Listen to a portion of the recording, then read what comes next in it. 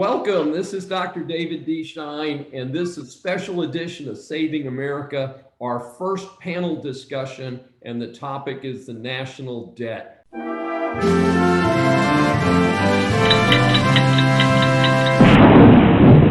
And we've got a tremendous panel for you here today. All of them have been guests on our Saving America individual weekly broadcasts, and we're so pleased to have everybody here. The national debt is a concern. It has popped over $28 trillion. It's a dwarfing number.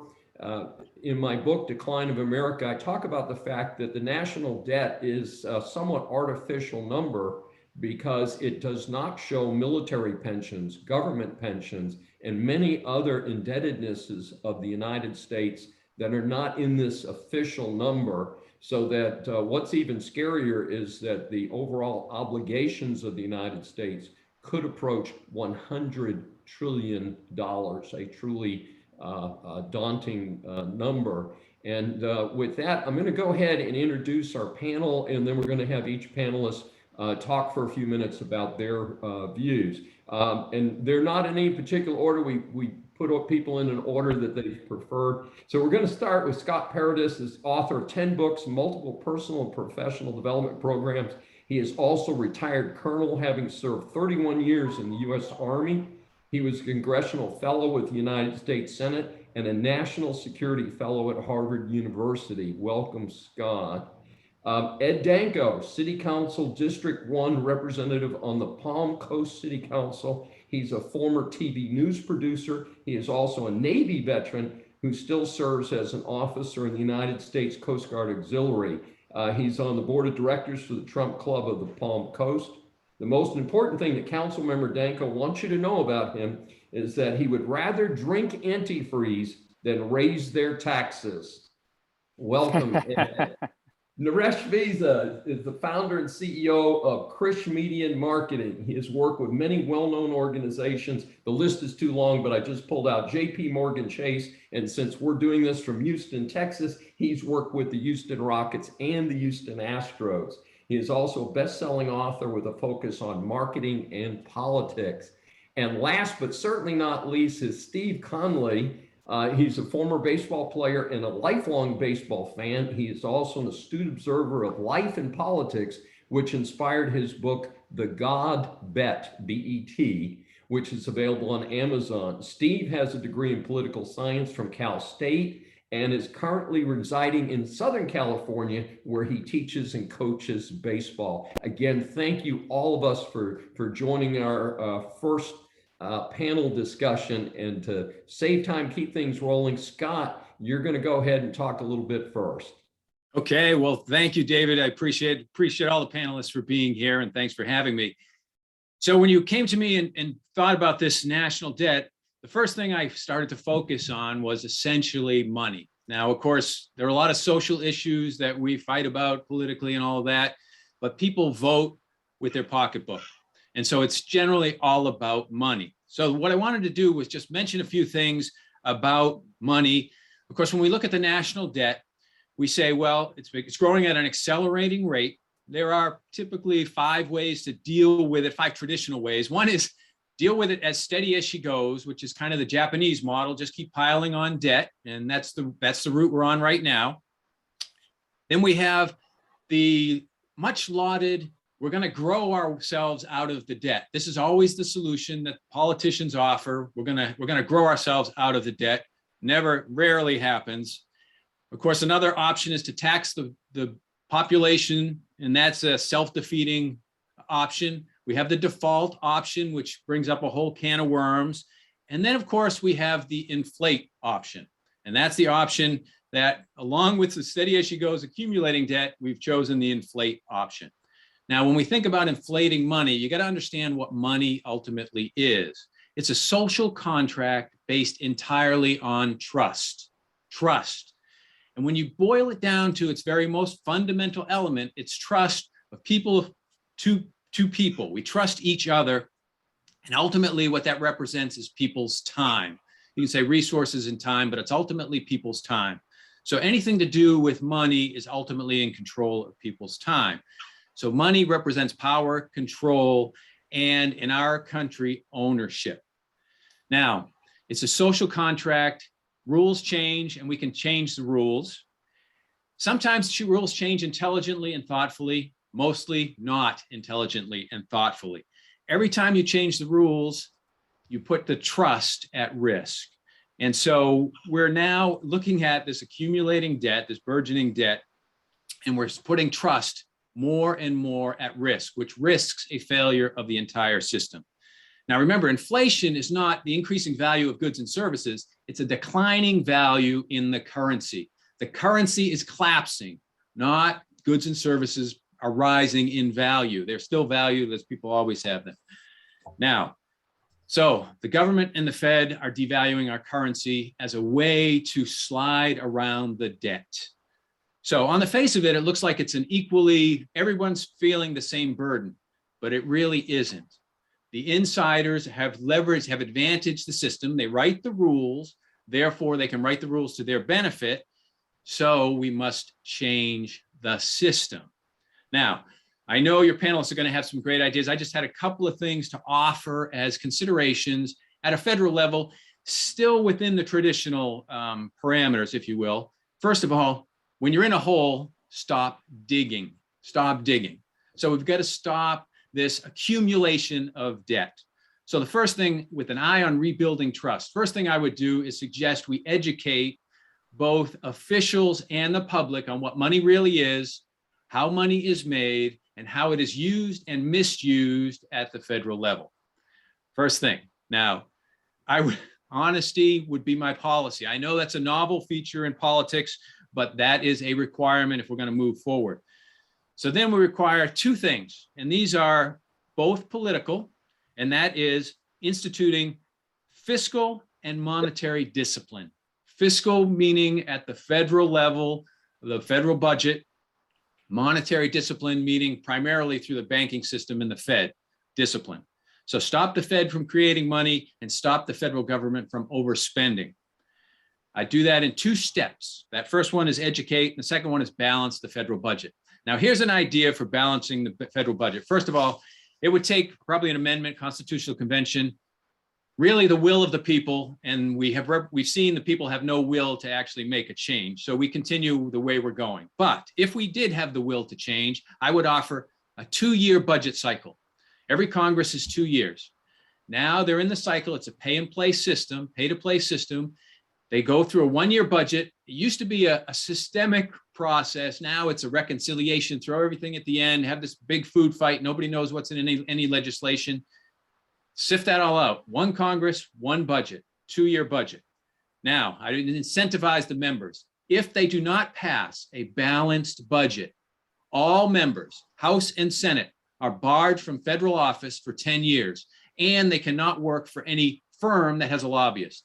So they could not be in the federal government, and they could not be in a firm that has lobbyists. So there's their incentive.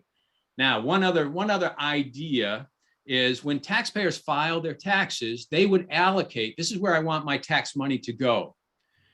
If the Congress does not pass a balanced budget, the taxpayer allocations go into effect. So in other words, what I pick, want so much for defense or so much for education or so much for whatever I decide, that's where the money goes. So what I'm suggesting is we have to reestablish a system that builds trust, reestablish and maintains trust, and disempower the moneyed interests in favor of empowering the people. So there it is in a snapshot, if you will, and I'm looking forward to our discussion. Thank you so much, Scott. Inspiring words there. Ed, your turn. Well, as you all learned moments ago, my campaign slogan when I ran for city council in Palm Coast was, I'd rather drink antifreeze than vote to raise your taxes. And I meant that when I said it. I have since voted against 2 tax increases since I've been in office. If I decide to run for Congress, my campaign slogan is going to be, I'd rather drink antifreeze than contribute to our national debt, because we have to stop spending this money.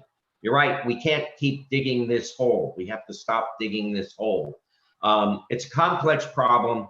It's going to take a long-term solution, but I would suggest The first thing we need to do is stop electing tax and spend Democrats, because that's the problem. And in 2022, we have got to turn this ship around. I've almost reached the point where I actually now believe the Biden administration wants to destroy this country. They just keep piling on to this national debt. They're using COVID as an excuse, and they want to do a lot of social infrastructure, whatever that means. And they certainly want to pour a ton of money into this foolish new Green Deal, which makes no sense whatsoever. We have to reverse the policies that Biden brought into office right out of the gate if we're going to have a chance at stopping this thing. What they've done to our economy in a short period of time is simply unbelievable. I was at the gas station yesterday filling up my car, and next to the price, as the gallons kept racking up and the cost kept racking up, there was a sticker somebody put pointing at the price of gas. Excuse me, and it's Joe Biden pointing, smiling, saying, "I did this." And I'm watching the price go over $50 to fill up my car, which it's never been that high. And there's Joe Biden taking credit for it. So I think, long term, there's a lot of things we have to get focused on. I like the idea of not letting someone run for office if we don't, if they don't balance the budget for 10 years, not run for office. I think that's a great idea. But I think we need, right in the short term, we need to throw these people out, and they need to learn, the people we elect need to learn how to not waste our money. One thing that we could certainly do right out of the gate is give the president a line item veto power. And I know Ronald Reagan asked for that, never got it. But I think, it's something we can do right away, where we have a conservative minded administration, they can cut this waste and fat out. But Democrats are not the solution to this. Well, thanks so much, Ed. Naresh, you're number 3 today. Go ahead. Yeah, well, I want to first talk about why right now, as we speak today, and in heading into 2022 is a perfect time to cut back on spending and not to keep spending. And no one's brought up the labor shortage that we're experiencing across every industry.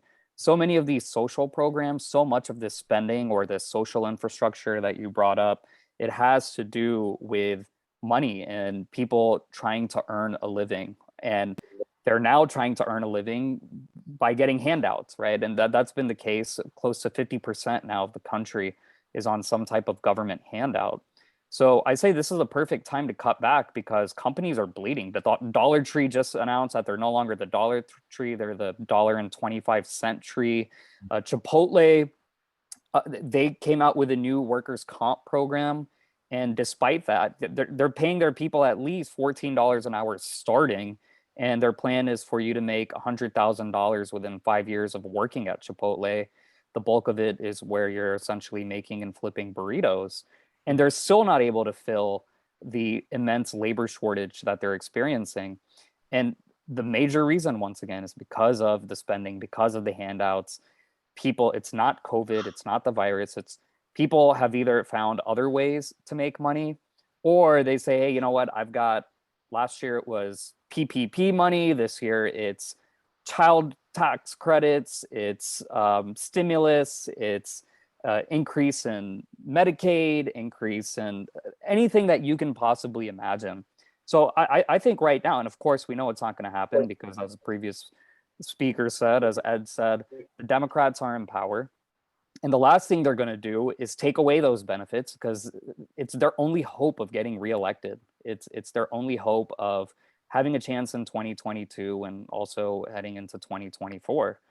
So my solution is, look, right now is a perfect time to cut back because we have tons of jobs to fill and those people can go ahead and fill those jobs. But I'll also say another solution that I have with regard to the Federal Reserve and reserves in general is I think the United States should seriously consider, it used to be on a gold standard. I think it should seriously consider looking more into the crypto space, specifically Bitcoin, like El Salvador is doing. Well, right now, countries that are in terrible shape, this is like a last resort. That's the only way that they can save their governments. And I think the United States should look at what happens in El Salvador, what happens in Ukraine, which has also adopted cryptocurrency, and consider implementing it, not a crypto standard that would have replaced a gold standard, but either using crypto as reserves or just finding a way to implement crypto, because I truly do believe as more inflation comes, as there's more spending worldwide, not just within the United States, but worldwide. The United States isn't the only country dealing with this problem. I do think that the value of crypto is going to go up and that crypto is the future of money. And of course, as the value of crypto goes up, that helps reduce the budget deficit. Now, the last thing I want to mention is I'm not for raising taxes by any means, at least on a personal level. But when you look at very large corporations like Amazon, and they get away with paying nothing in taxes or next to nothing in taxes, and you look at first world nations like the United States and like the United Kingdom, the United States doesn't have a VAT, which is essentially a tax on the supply chain of large businesses, large corporations like Amazon. And we're not saying if the United States implemented a VAT, it's not like it's going to cut even 5% into their profit margin. A large company like Amazon, Facebook, big tech, they're continuing to have ridiculously high margins. Good for them, good business models. But I think it's only fair that if the little guy, a small business owner, is paying a 20% corporate tax rate or a 35% corporate tax rate, well, the big players like Amazon, which certainly have the money and are just sitting on capital, sitting on cash, implement a VAT, and I don't think they'll have a problem paying it. And like I said, many other competitors to the United States, other first world nations, they all have VATs. Interesting. Thank you so much, Naresh. And Steve, take a shot here. Let us hear your views. Okay. I've agreed with a lot of what they're saying, the other panelists so far. One of the big problems is that both parties don't have the political will to do anything about it. So I think there are things we can do. I am pessimistic that any of it will happen. The Democrats don't want to, because they want to keep giving stuff away, and then the Republicans know that they will be vilified and booted out of office if they do something about it. Not that they're not vilified in the media enough already, but if they try to push through all these spending decisions that they're going to have to make to lower the debt, they're going to take a lot more vilification in the media and from the Democrats. Some of the things they can do, some of the discretionary spending things, and some of the mandatory things. Social Security is a big chunk of the budget, and it was President George W. Bush tried to offer the opting out of the Social Security system and doing the private accounts, which that would take a chunk out of the deficits, but it did not work. He was vilified for trying it.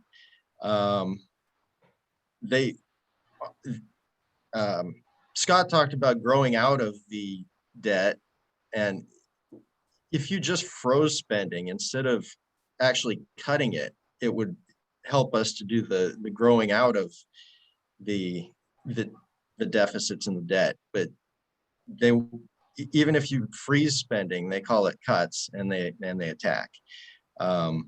Unfortunately, I think that inflating the currency is the option that they're choosing. And I fear that that's going to cause a lot of big problems in the long run. I hope that they're able to fight back the taxes that Ed was talking about. And my big fear now is that what's coming next is the environmental spending and the climate change agenda. And I think that's going to make what's happened in the last year and a half look small. I think they're going to use that to blow up the deficits even more. And we're going to be in trouble in the long run. And I don't see anybody having the political will to fight back. Like I said, the Republicans or the Democrats. So I'm a little bit pessimistic on this. Not that it can't be done, but that it will be done. So that's my take. Well, thank you so much, Steve. Thank you, all of you. And we're going to have a little open discussion now. I wanted to note that the United States is on top. And I think if we were Greece or Italy or Ecuador or El Salvador or some other country, that this type of spending and national debt would put us in the trusteeship of the UN in the World Bank. And that's one of the things that I keep thinking about is that if we slip off this number one stool that we're on, and it's getting to be kind of a shaky stool, that we run the risk of catastrophic conditions financially that people are just, I think so many people out there are just not willing to confront the reality. And I did want to address something. I'm a conservative, lifelong conservative, and certainly I liked President Reagan. I didn't think he was the best guy. And part of the reason I didn't is because I'm a big fan of national defense. And what Reagan did was he traded, and this is something that's a common theme we've talked about this morning already, is he traded getting more national expenditures for military. And Tip O'Neill made a deal with him and said, well, while we're sitting here having some beers, you're going to give us all of the social programs that we've already got and enhance them. In exchange for that, we'll let you pump up the debt some more to add to add for national defense. And as long as we're trading and we're not saying, nope, there's a fixed number here, and no matter what happens in life, we're going to have a strong military. And I think most Americans would, maybe many Americans today don't appreciate what is important in terms of the military, because I cringe every time I hear some whack out there say, oh, climate change is the existential threat. No, folks. National security is clearly the existential threat. But I don't think we need to spend as much money as we've been spending. I think we need to spend it far more intelligently. Like, we've spent a lot of money in other countries, and yet China just snuck in a hypersonic missile. And the information we got the other day is that missile launched a secondary missile while it was in flight. And that's really got some people excited. So I'm hoping, and I was a little kid when Sputnik went up in 1957, I'm hoping that we will have what I call a Sputnik moment, and people around the country are going to wake up to some of the realities. One of them is the national debt. The other one is national security. And with that, let's hear some comments from our folks here.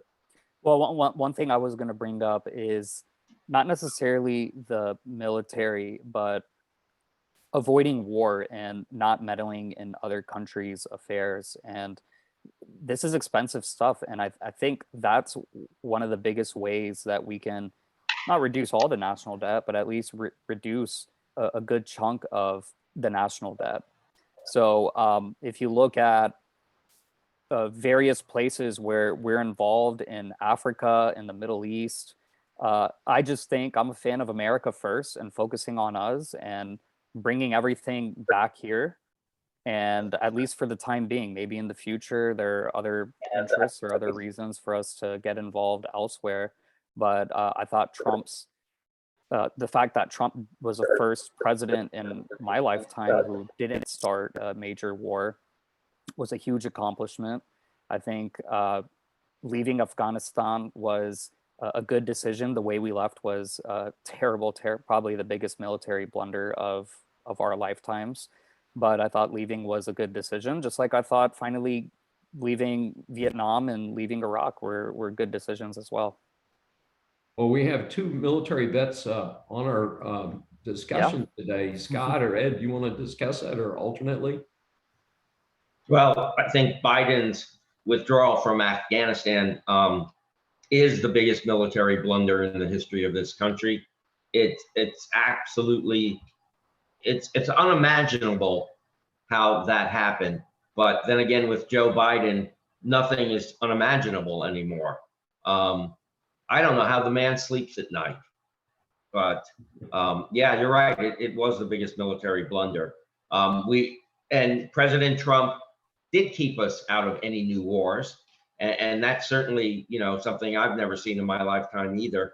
And I'm praying we bring Trump back to the White House in 2024 to start undoing all this damage that Joe Biden and his Build Back Better plan has done. Because we're not building anything back better under Joe Biden. But another thing I wanted to mention also was someone had mentioned climate change as being the biggest issue we're facing. I think climate change is the biggest hoax ever perpetrated on the American public. I mean, it's just a shame that these liberals have managed to use this, as a way of getting votes, throwing red meat to their liberal base and destroying our economy. The other thing I see that is disturbing is part of the reason we're in the mess we're in. We've lost our values along the way. I read two things this morning that got my attention. Number one, New York City Hall just voted to remove a statue of Thomas Jefferson. It's been there for 187 years. I can't imagine why these people are so offended by Thomas Jefferson, our third president. It's unbelievable. The other thing that disturbed me, and I know one person here is also from the great state of Florida, is I read this morning that Nancy Pelosi has just bought a $25 million mansion here, and she's moving from San Francisco to Florida. Oh, wow, I didn't know that. I've got to look. But it kind of shows you. Here, Pelosi has been doing her best to destroy this country and ruin our economy, but it doesn't affect her because she's so rich. She doesn't get it. These limousine liberals don't understand what they're doing and how it's hurting the majority of people in this country. And that's why, unless we replace them, they're never going to stop taxing us and spending our money and increasing this national debt. Yeah. Scott, what do you think about how do we keep a strong military and cut the debt at the same time? Well, I think you're right, David, about the spend more intelligently. The part of the challenge, and if you look at the inside game, if you look at the F-35 as an example, almost every state in the country is building some component of the F-35. It's taken longer and it's being more expensive than any other military project. And it's really unbelievable. It's because the way we play this political game. So it's all about you get your piece, you get your piece, you get your piece, you get your piece. Heck with efficiency and heck with let's do the best possible product that we can. So there's a lot of ways, but again, nobody wants to give up anything. And this goes back to, and the point has been made by many of the panelists already, is once you start giving someone, people will fight more to hold on to what they already have than they will to get something new. Even if the something new is better, because they have it, they will fight hard to keep it. So this is why we never shut down a government program. We just add another one on top of it, and it just grows and grows and grows. And it's both sides of the aisle. It's all, if you look at what's happening with the debt, the thing has just gone up and up and up. All doesn't matter who's in power. It's the same system. We need to change the system. Now, I just want to go back, though, David, you brought up our vaulted position in the United States, which people do not understand. The reason we get to live so large from an international perspective is because the dollar is the world's reserve currency. We have a very special position in the world that gives us a significant advantage over every other country. Now, we have been undermining trust in the US dollar, so eventually the dollar is going to collapse. The average life of a currency is 20 years. The life of this currency right now is about 50 years, since 71, since Nixon took us off the gold standard. About 50 years. So the currency, all currencies, currencies have a 100% failure rate, 100%. So this currency will in fact collapse. Now, we're accelerating that collapse because people don't understand what's happening with our monetary system, and it's the system. We have to change the system. Now, just one more point to that. Everyone, the folks who want to continue to spend more money point to modern monetary theory. You love this little label they put, which is, we can print, we can make $1 trillion coin, we can do anything we want. It's just numbers, right? Just numbers. Remember, underlying numbers are trust in each other, and ultimately controls people's time. If we undermine that system of trust, we are trying to control more people, then eventually even the most everybody will push back eventually. If the system collapses, it could be a disaster. But modern monetary theory is based on, we've been watching Japan in the 80s. And I don't, Naresh, you probably were the one that was not here in the 80s, but Japan was taking over the world. They were buying up New York real estate, buying up American companies, going to be the biggest economy in the world. And in '89, they collapsed. They have been in a declining and flat since, but they've continued to add to their debt. So for the last 30 years, they've continued to add to their debt and they haven't collapsed. So our genius is, well, they haven't collapsed yet. We can do that too. So let's just kick the can down the road, another election cycle, kick it down the road, another election cycle. As long as it doesn't collapse on my watch, all's good. I get my piece of the pie, the heck with everybody else. Until the people wake up and say, look, back to Ed's point about values, until we get our values back and actually make some intelligent decisions, we're on this hamster wheel of decline. Steve, some additional thoughts? I'm with you guys. That's first. I want to be clear. Ed mentioned that I had brought up climate change. I wasn't bringing that up as an existential threat. I was saying exactly what he was saying, that they're going to use it as a reason to keep spending and just blow up the deficit. They're going to use that as our next COVID, and it's going to be bad. I'm not very optimistic. They keep raising the debt ceiling. I don't even really understand the whole point of it. They said that it's never not been raised. They've raised it, I think 78 times is what I've seen. And they say, oh, you can't not raise the debt ceiling because that would cause economic collapse. But just adding to it, I don't see the point of it. They say that it's to bring attention to it. It doesn't really do anything. We need to actually do something about it and balance the budget. That's the only, balancing the budget is the only way to do this, and nobody will do it. Hey, Steve, before I let before we move on, you are big in baseball. One of the things that concerns me is that it's a reflection of the cheapness of our currency that I keep hearing these stories. One of the Astros, for instance, in the last week, got a 1-year contract extension. They're going to give him $16 million. And another guy is getting $40 million a season. And I'm trying to figure out, And it seems to me that this is almost a social phenomenon that money doesn't have any real value. And Joe Namath got a $400,000 signing bonus out of Alabama in his day, and that was a record number back then. But then we hear these numbers today, and it's like, doesn't it almost seem to feed the social perception that the money, it doesn't mean anything? I could see that. I mean, that was Justin Verlander, who just got that big contract. I mean, there are a lot of things that go into that. Technology has changed all of these things, and what happened with, for example, I'm in Southern California, and the Dodgers, they spend huge amounts of money. It's because they got a giant TV contract, and it's those giant TV contracts that are going into these contracts that seem ridiculous compared to just a couple generations ago. Yeah. Yeah, the Dodgers have this TV contract that they caused a bunch of problems here because the cable company that they made the contract with was giving them way too much money, and then all of the other providers here wouldn't get the Dodger channel.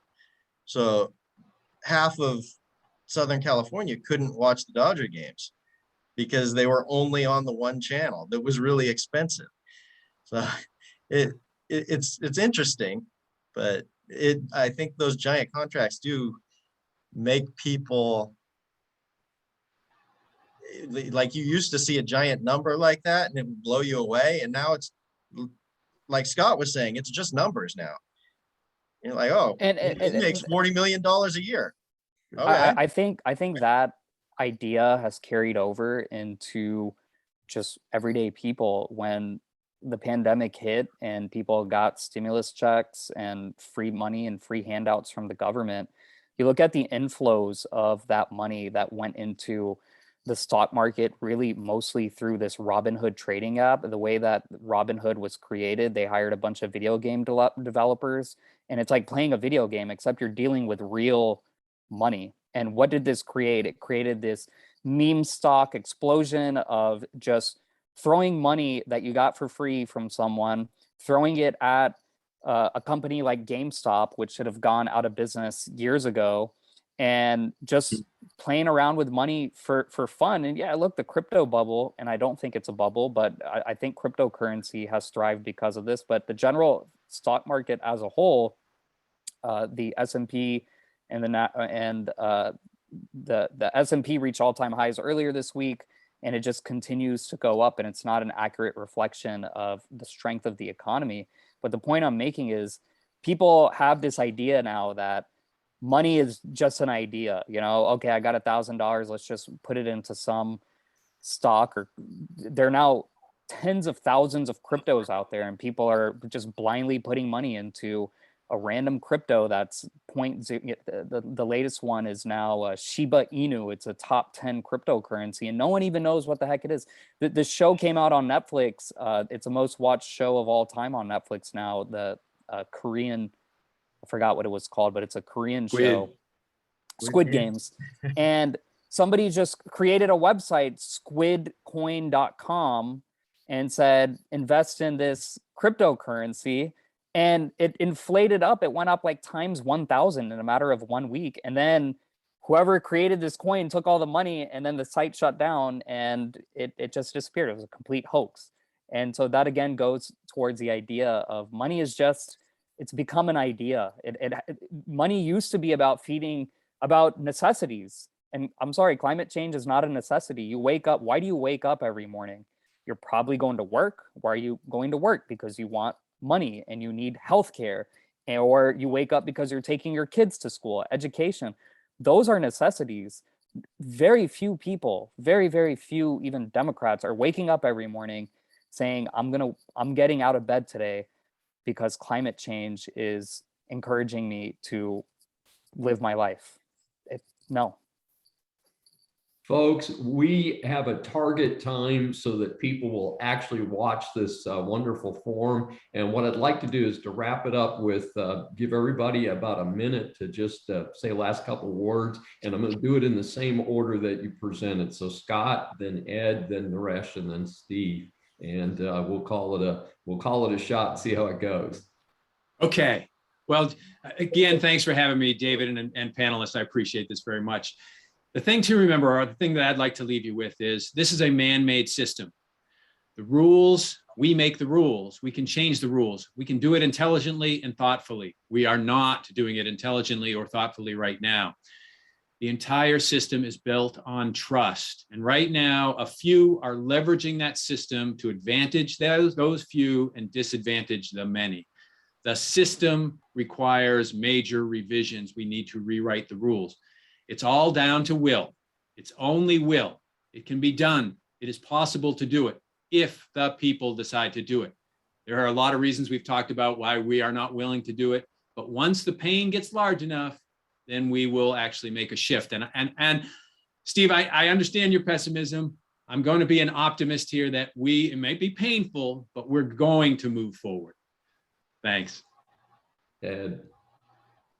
You know, we have so many problems, so many things that have brought us to this point, but I think, you know, you're right. If the pain gets any more painful, we're going to have to start doing something. People will start noticing. I just don't know how much more pain we can take, honestly. You know, thanks to 8 years of Obama and now, you know, a short period of time with Sleepy Joe Biden, you know, we have more people in the cart that are pulling the cart. And in the past, it used to be a majority of us pulling the cart, and those individuals that really couldn't take care of themselves for one reason or another, we would pull them along. But that's now changed.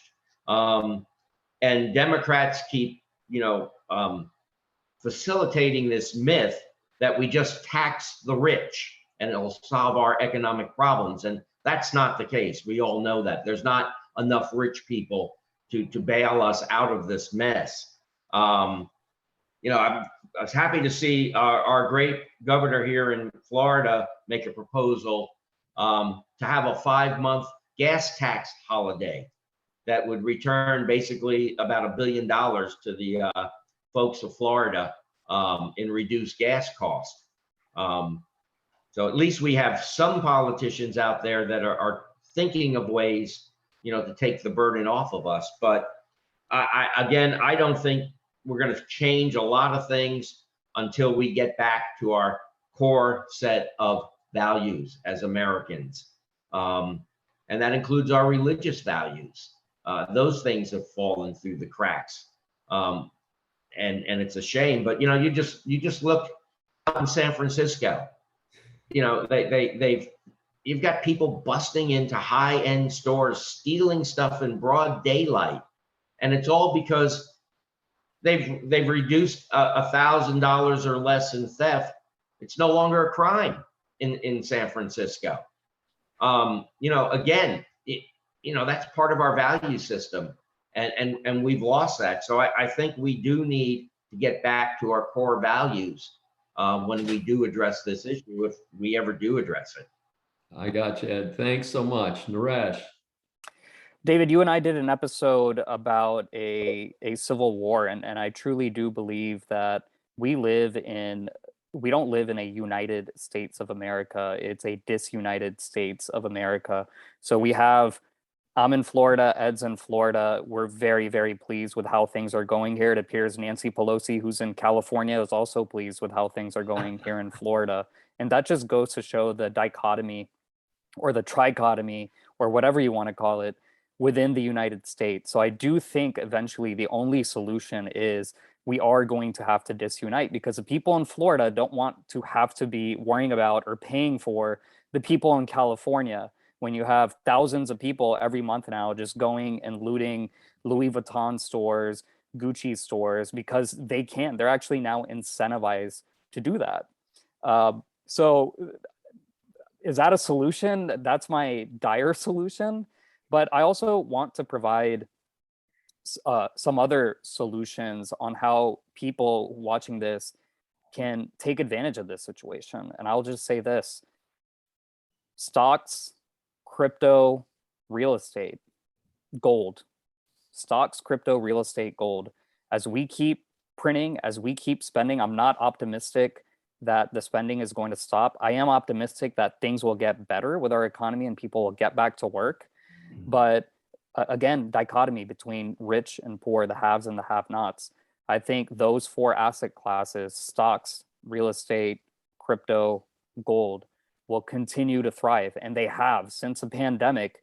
Real estate here in Florida is up at least 30%. The average home in the United States is up at least 12% for the year 2021. So real estate has done really well.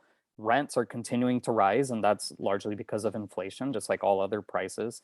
But if you're a landlord, you can raise your rents, and they've gone up at least 15% since the start of the pandemic. Gold, we know, we've already talked about gold, and cryptocurrency is up from about $10,000 when the pandemic started.